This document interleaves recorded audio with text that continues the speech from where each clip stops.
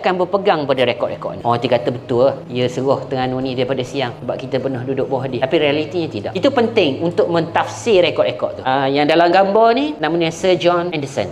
Dia bertugas sebagai British High Commissioner di Singapura dan dia orang yang terlibat dalam menerima kemasukan Terengganu di bawah naungan British. Baca segmen dia yang pertama. Dia kata, Siam never exercise any right in Terengganu and it's only shading a shadow. Dia kata Siam ni dah penuh di Terengganu. Bayang yang nampak sekali-sekala. Nampak bayangan Siam. Tapi tak ada campur tangan pun di Terengganu. Dan dia sendiri yakin sebab dia datang dan berhubung dengan Sultan Zainal Abidin ni bukan perjanjian. Sebelum perjanjian tu Sultan Zainal Abidin sudah kerap ke Singapura. Dia dah dapat informasi yang Terengganu akan diserah daripada Siam kepada British. Lepas tu ni komen dia, I was favorable impressed with the Sultan appearance. He is a man about 45 years of age with pleasant features and of a deeply religious temper. Dia sendiri mengaku Sultan Zainal Abidin ni seorang yang warak, orang yang beragama. Kita umur 45 tahun. He has only been away from Terengganu at rare interval and his present attitude is no doubt the result of the influence exerted over him by his relations and advisor. Dia puji Sultan Zainal Abidin. Ni dalam rekod dalam CO 273 350 dia ada sesi bersoal jawab dengan Sultan Zainal Abidin masa dia berkunjung ke Terengganu ataupun Sultan Abidin ke Singapura.